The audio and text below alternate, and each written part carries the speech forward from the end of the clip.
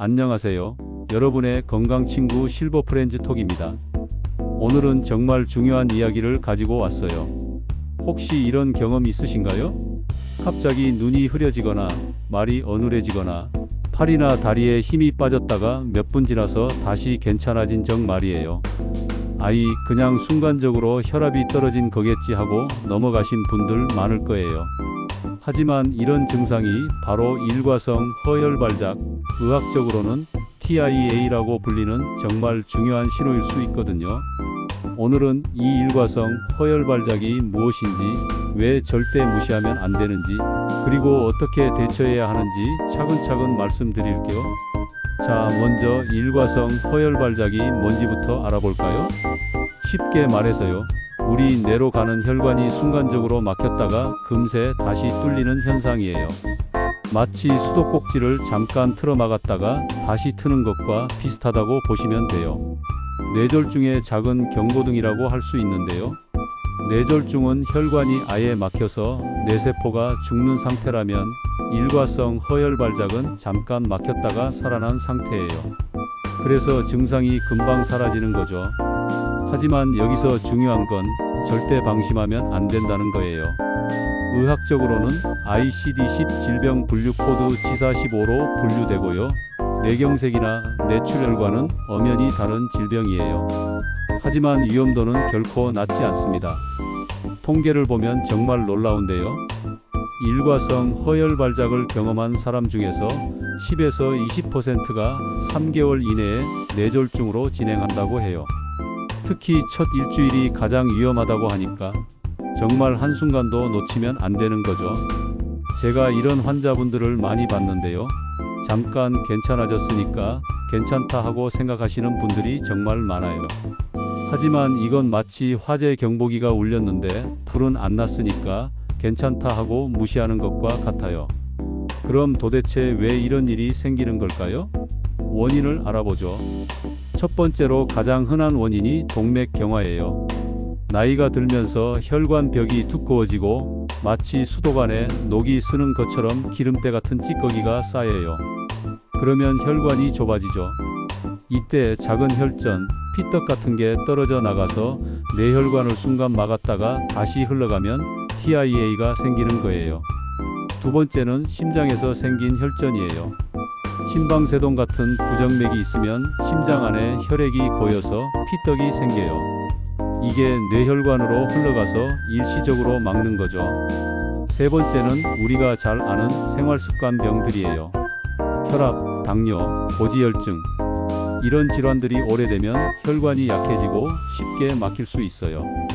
특히 50대 이상 여성분들이 갱년기 이후에 콜레스테롤 수치가 급격히 올라가는 경우가 많거든요.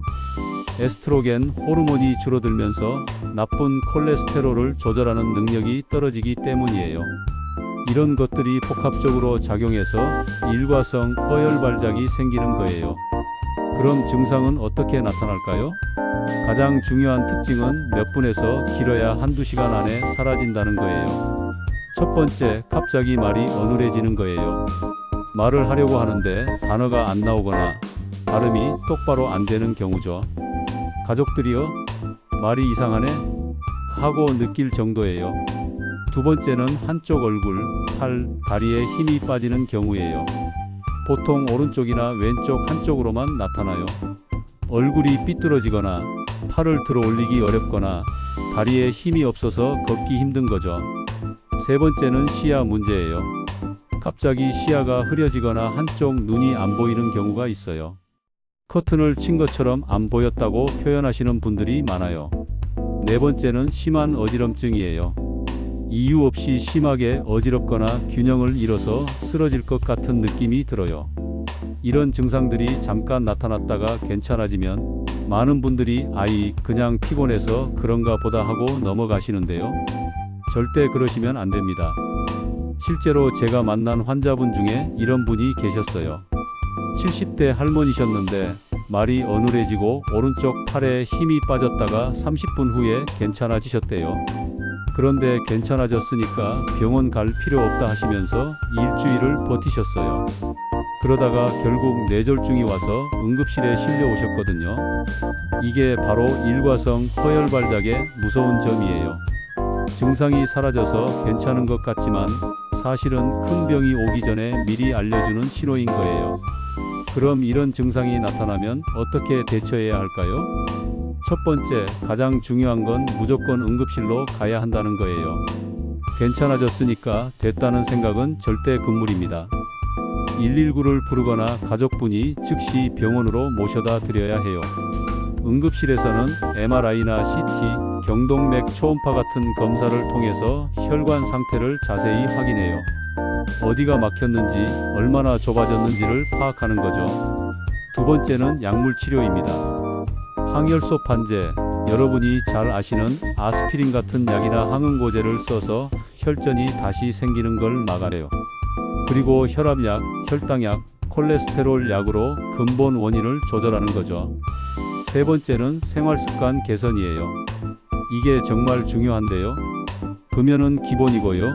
술도 적당히 하시거나 끊으셔야 해요. 짠 음식도 피하시고 꾸준한 운동도 하셔야 하고요. 수치로 말씀드리면 혈압은 120에서 80 이하, 공복혈당은 100 이하, 나쁜 콜레스테롤인 LDL은 100 이하로 관리하시는 게 중요해요. 네 번째, 경우에 따라서는 수술이나 시술을 하기도 해요. 목의 경동맥이 70% 이상 좁아진 경우에는 스텐트를 넣어주거나 혈관 내막을 벗겨내는 수술을 하기도 하거든요. 그런데 여기서 중요한 건 이 모든 치료의 시작은 빨리 병원에 오는 것이라는 거예요. 시간이 지날수록 치료 효과가 떨어지고 뇌졸중으로 진행될 위험이 높아져요. 마지막으로 예방법에 대해 말씀드릴게요. 일과성 허혈발작을 예방하는 가장 좋은 방법은 위험인자를 관리하는 거예요. 혈압, 당뇨, 콜레스테롤 같은 수치들을 정기적으로 체크하시고요. 흡연하시는 분들은 반드시 금연하셔야 해요. 담배는 혈관을 망가뜨리는 1등 원인이거든요. 운동도 중요해요.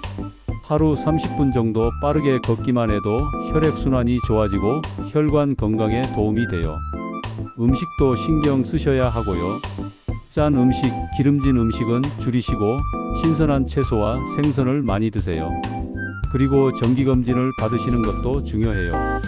특히 50세 이후에는 1년에 한 번씩은 혈관 건강을 체크해 보시는 게 좋아요.